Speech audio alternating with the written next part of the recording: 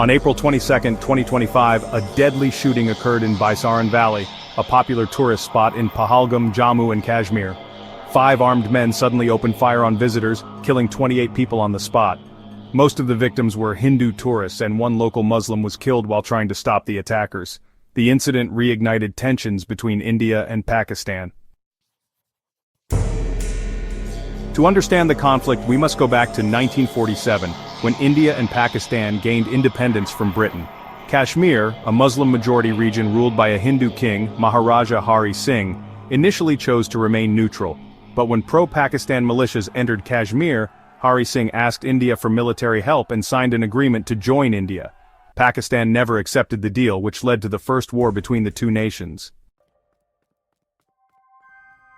Eventually, Kashmir was split into two. The western part, Azad Kashmir and Gilgit-Baltistan, controlled by Pakistan, and the eastern part, Jammu, Kashmir and Ladakh, controlled by India. The dividing line, known as the Line of Control, or LOC, remains a tense and heavily militarized area.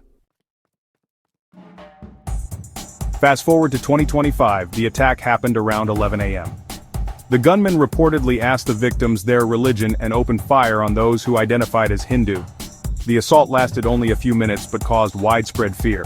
Some tourists captured the chaos on video, showing how quickly the attackers fled into the nearby pine forests, only a few kilometers from the line of control.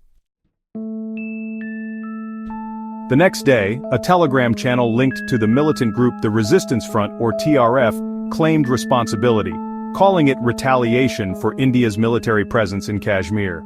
TRF emerged in 2019 after India revoked Kashmir's special autonomous status under Article 370. Though it claims to be a local resistance movement, Indian authorities believe TRF is closely connected to Pakistan-based groups like Lashkar-e-Taiba. According to Indian investigations, TRF is led by Sheikh Sajjad Gul, a former Lashkar member who now operates behind the scenes, focusing on propaganda, recruitment, and fundraising. Its former field commander, Mohammad Abbas Sheikh, was a veteran from Hizbul Mujahideen and was killed by Indian forces in 2021. Since then, TRF has grown more organized and locally focused. In response to the attack, India took several drastic measures. It suspended the 1960 Indus Waters Treaty, a key agreement that regulates water sharing from rivers flowing from India into Pakistan. Around 80% of Pakistan's irrigation depends on these waters. India also shut down its only land border crossing with Pakistan, cancelled Pakistani visas, expelled Pakistani diplomats, and recalled its envoys from Islamabad.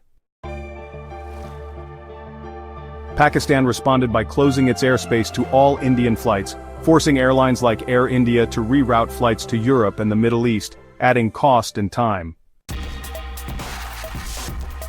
On the ground, India ramped up military operations in southern Kashmir, particularly in Anantnag, Pulwama and Shopian. Security was tightened, and several manhunt operations were launched. A clash in Udhampur on April 24 killed 1 Indian soldier. Tensions peaked on May 7 when India launched Operation Sindoor, a coordinated missile strike on 9 targets in Pakistan and Pakistan-controlled Kashmir. The targets included militant training camps, logistics hubs, and communication posts linked to groups like Lashkar-e-Taiba and Jaish-e-Mohammed. The operation lasted 25 minutes and, according to reports, hit areas near civilian populations. By May 7, Pakistani authorities reported 26 civilian deaths and 46 injuries, including children and damage to mosques. Pakistan condemned the strike as an act of war, and tensions along the line of control reached a new high. Both countries have since increased their military readiness while the international community calls for de-escalation.